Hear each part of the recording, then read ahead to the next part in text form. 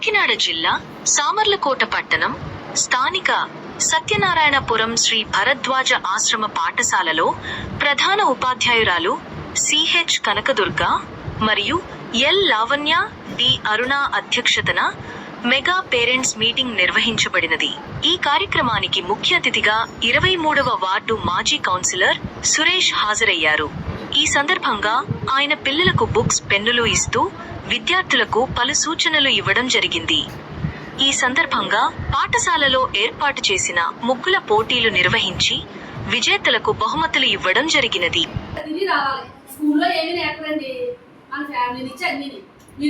అంటే చదువు చెప్పడం ఒకటే విద్య అని అనుకోకూడదు. మీరు ప్రతిదీ విద్యే. ఏంటి వాడు బుక్లు ఫస్ట్ ఆఫ్ ఆల్ ముందు బుక్స్ బాగా సరిగ్గా పెట్టుకోవాలి, అదొకటి ఉండాలి. మేము ఏం చెప్పాలన్నా బుక్స్ సరిగ్గా పెట్టుకోవాలి. బుక్స్ కొన్నారు మీరు, కొంతమంది పిల్లలు చాలా నీట్గా ఉంచుకున్నారు, కొంతమంది పర్రా పర్రా పర్రా చెప్పేస్తారు. ఇది ఎక్కడి నుంచి నేర్చుకుంటారు చెప్పండి? అది కూడా మేము నేర్పాలా? ప్రతి వస్తువు మా పిల్లలకి అయిపోయాయి అని అనుకుంటాం. బరే మీరు జాగ్రత్త పెట్టుకోవాలి. చిన్నతనం నుంచి మీరు పరుపు నేర్పాలి పిల్లలకి. ఎవరికి ఇంత పెన్సిల్ ముక్క కూడా ఇవ్వరు. సపోజ్ మీరు గాంధీ గారు చరిత్ర వినే ఉంటారు. చిన్న పెన్సిల్ ముక్క కూడా ఇలా జాగ్రత్తగా పెట్టుకునేవారు. అందుకే మహాత్ముడు అయ్యాడు. ప్రతిదీ వాళ్ళ మనల్ని ఎందుకన్నారు, వీళ్ళ మీద కూడా పెడదాం, వాళ్ళ మీద కూడా పెడదాం. ఇది కాదండి కావాల్సింది.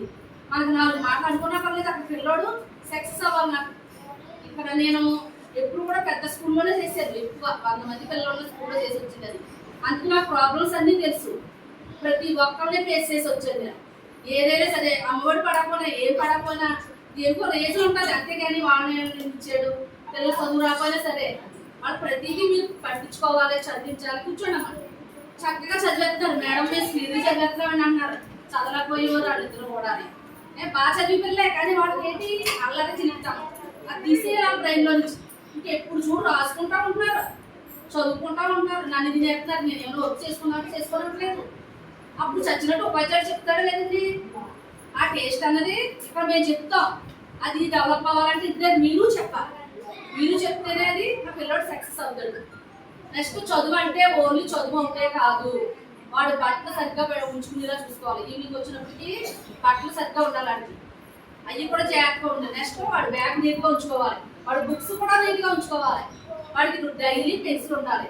పెన్సిల్ ఎన్ని పాడేసినా సరే మనం కొడుకు బోర్డు తింటున్నా ఉంటుందా ఉండలేదు కదా. అలాగే పెన్సిల్ ఇస్తామండి పాడేస్తారండి ఇలాగే.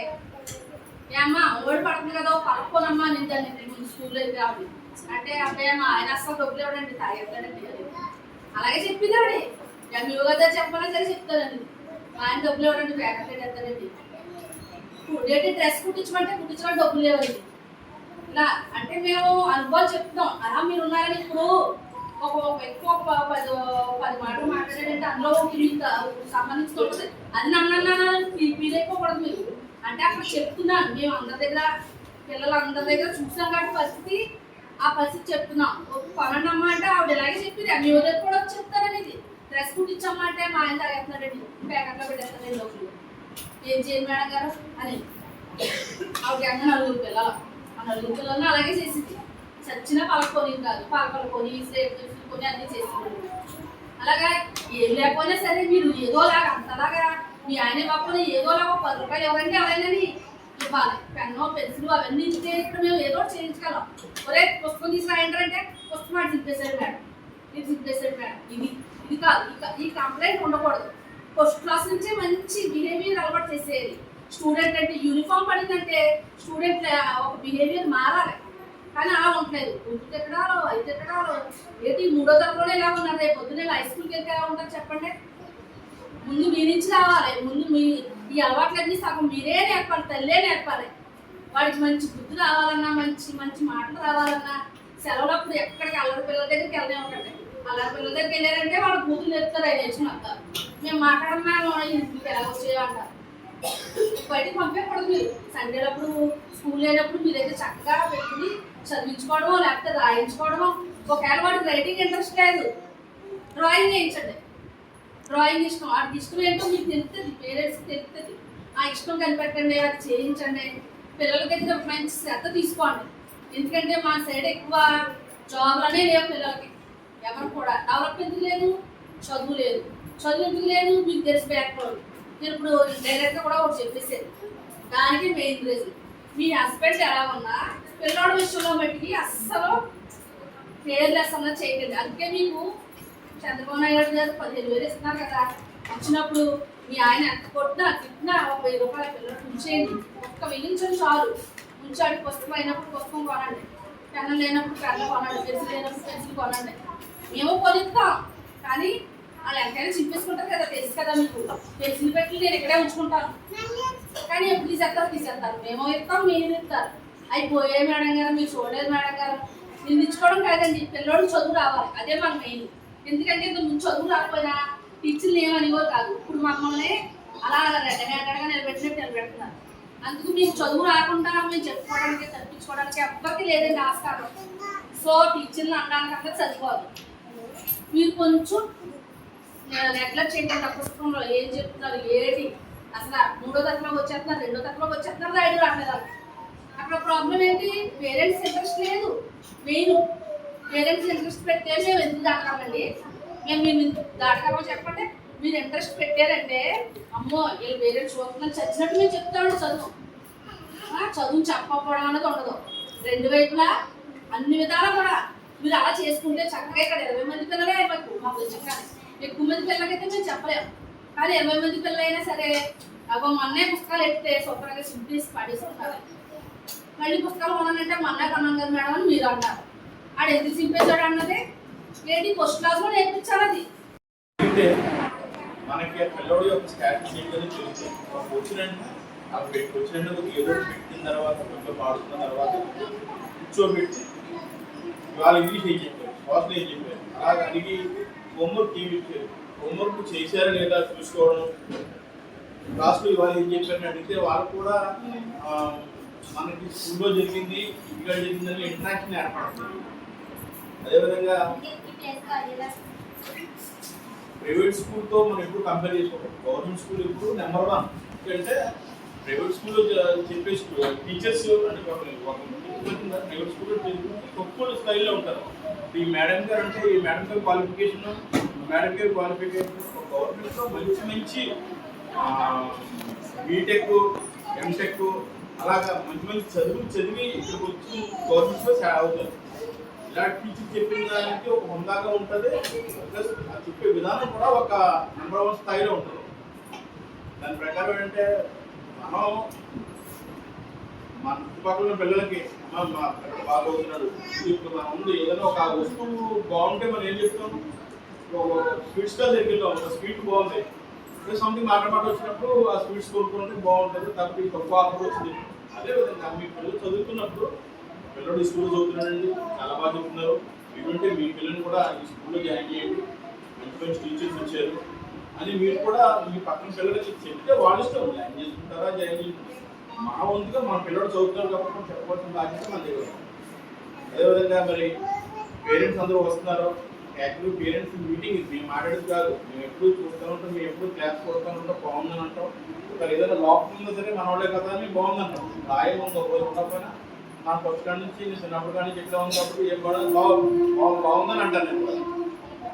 అది మీరుందనుకో ఇది మొన్న ఉండరు అది బాగోలేదండి అంటే అది రిక్వే కాదు. ఎందుకంటే అన్ని రోజులు ఒకేలా ఉంటాం, మామూలు ఇంట్లో అన్ని రోజులు ఒకేలా ఉంటాం, ఏదో ప్రాబ్లం ఉంటుంది, రైస్ ప్రాబ్లం ఉంటుంది, ఏదైనా ఉంటే కంప్లైంట్ అది మంచిదనంగా తీసుకుంటారు. రేపు పొద్దున్న ఇలాంటి ప్రాబ్లం రిక్వే అవ్వకూడదని. తర్వాత పిల్లల దగ్గర దారిలో వస్తున్నప్పుడు కానీ ఏ ఇబ్బందులు కలిగినా మా ఈ స్కూల్ ద్వారా ఏ ఇబ్బంది కలిగినా సరే మీ ఇంట్లో అందుబాటులో ఉంటాను. నేను నాకు కూడా చెప్తే నేను రెక్టిఫై చేస్తాను.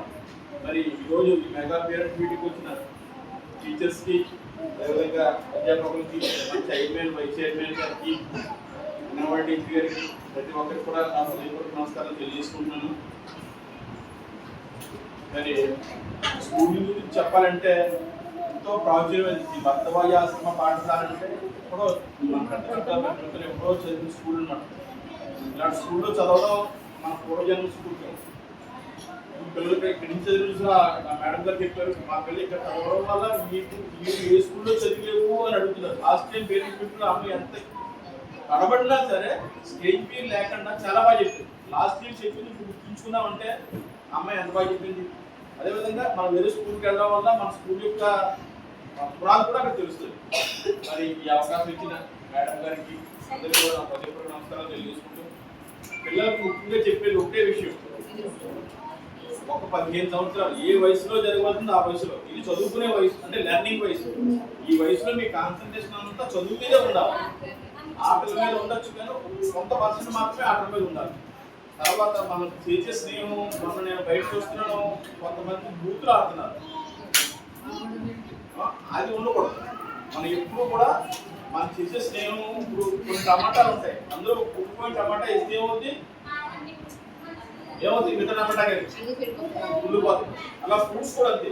మనం కూడా మనం చేసే స్నేహం, క్లాసులో పసుపులో ఉంటాడు కదా, బాగా చదువుతాడు కదా, వాటితో స్నేహం చేయాలి. వాటితో స్నేహం చేస్తే మనకి ఏమొస్తుందంటే, ఇప్పుడు ఆ మ్యాథ్స్ క్వశ్చన్ ఏంట్రా, ఆ ఫార్ములా ఏంట్రా, తర్వాత ఈ క్వశ్చన్ ఆన్సర్ ఏంట్రా అని మీ ఇద్దరి మధ్య కాన్వర్సేషన్ అలా ఉంటుంది. అలా ఉండడం వల్ల రేపు పొద్దున ఎగ్జామ్లో నీకు మర్చిపోయినా సరే, ఆ రోజు సీనియర్ ఇలాగ అన్నాడు కదా, ఆ క్వశ్చన్ ఆన్సర్ అది మనకు గుర్తుకొస్తుంది. ఎందుకంటే మనం చదవడం వేరు, కంఠస్థం పడడం వేరు, డిస్కషన్ చేసుకోవడం వల్ల మనకి ఈజీగా గుర్తుంటుంది. దాన్ని బట్టి మనం ఏంటంటే మనం ఎప్పుడు కూడా కాన్సన్ట్రేషన్, 10th క్లాస్ ఎగ్జామ్స్ వస్తాయి. 10th క్లాస్ ఎగ్జామ్ మీరు ఎప్పుడో నేను బాగున్న ప్రాంతంలో ఏ వయసులో జరగాల్సిన ఆ వయసులో జరగాలి. అదేవిధంగా చదువుకునే వయసులో చదువుకోవాలి. ఇప్పుడు మీరు చదువుకున్నారనుకో, రేపు పొద్దున్న మీ తల్లిదండ్రులు ఎంత కష్టపడుతుందో మీరు చూస్తున్నారా? అదే మీరు బాగా చదువుకుని మంచి మంచి జాబులు సంపాదించారనుకో, మీ తల్లిదండ్రులు మీరు బాగా చూసుకోవచ్చు, మంచి ఉన్న స్థాయిలో చూసుకోవచ్చు. అది చేయవలసింది మీరే, ఎందుకంటే వాళ్ళ తల్లిదండ్రులు బాగా చదువుకోలేదు కాబట్టి వీళ్ళు కష్టపడుతున్నారు. అదే మీరు బాగా చదువుకున్నారనుకో, మీ అమ్మ నాన్నలు మీరు మంచి స్థాయిలో ఇంట్లో కూర్చోబెట్టి, అమ్మకి ఎంత శాలరీ వచ్చింది, ఒక కారులో చెప్పడానికి, అంటే మీ చదువును బట్టి వాడు కూడా వస్తుంది. ప్రతి ఒక్కరు కూడా బాగా చదువుకోండి, మీ చదువుకునే వయసు. మరి అవకాశం ఇచ్చిన మేడం గారికి అందరికీ కృతజ్ఞతలు తెలియజేస్తూ థ్యాంక్ యూ.